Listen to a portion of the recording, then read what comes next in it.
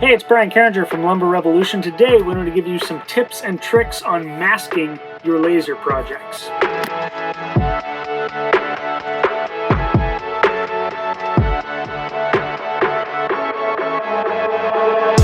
So masking, let's talk about that. We use masking to prevent charring of our laser products. Charring is the burn marks that you start getting from the laser that it leaves because it's burning the wood.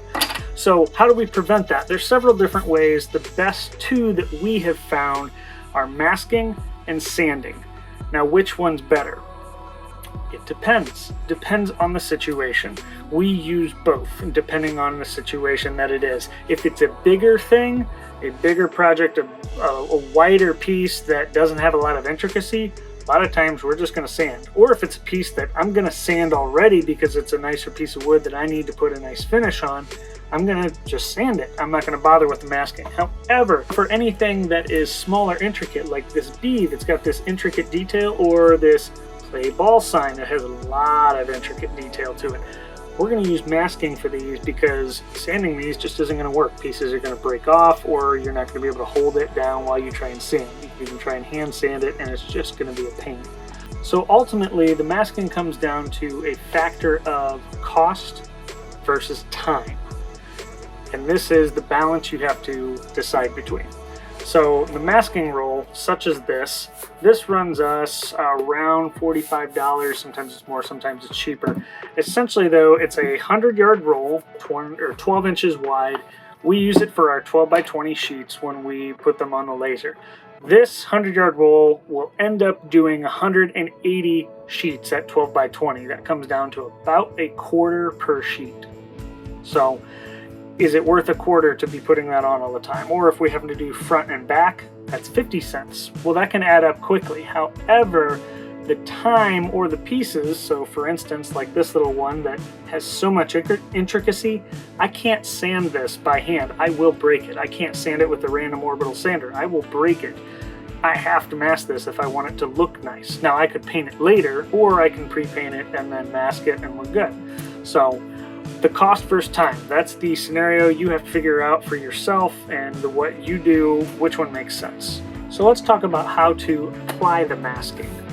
So you want to put this, it's easiest if you put it on some sort of roller where it can freely spin, such as this one. And then when it's on there, it's easy just to pull it over a sheet.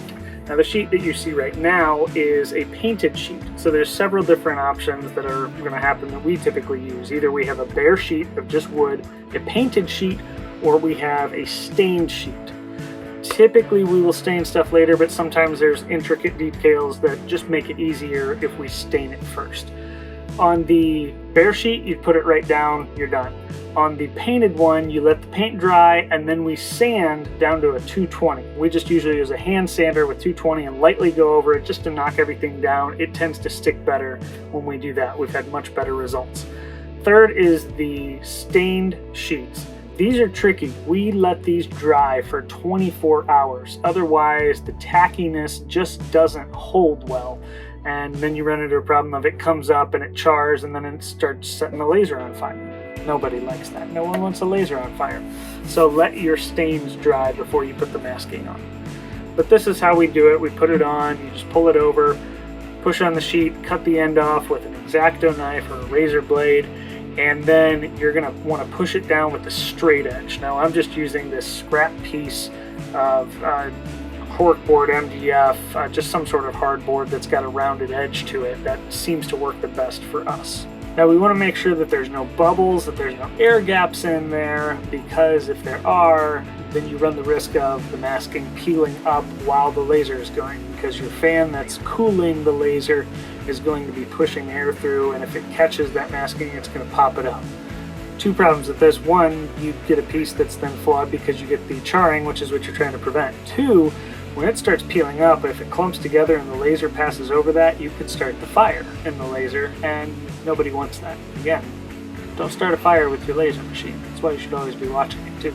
Once your pieces are done, you got to remove your masking. Now this can be done in a couple different ways depending on the situation. The easiest is just to do a straight pull. You can get your finger in there or a thumbnail or something, boom, just pull it up. It's easy. If it's more intricate or there's some other problems or it's just stuck, there's a couple different ways. You can use a weeder tool, which has a fine little point to it, pick at a side, pull it up. You can also use this little plastic scraper tool. The plastic works well because it doesn't cut into anything like metal, and it's just easier to go over bigger surfaces. Third, and probably the most common that we use, is just some packing tape. So we've got a packing tape dispenser. We'll pull off a little piece and we'll rub it on and then peel off, and look how easy those things come off. That would have taken a long time with either a scraper or a fingernail or a weeder tool, but with the tape it makes it so much easier and quicker, and it's just done.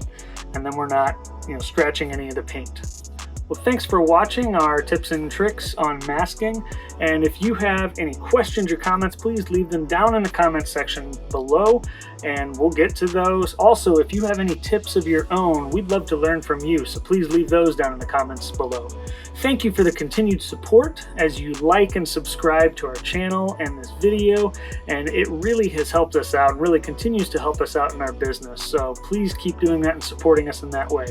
We'll see you next time.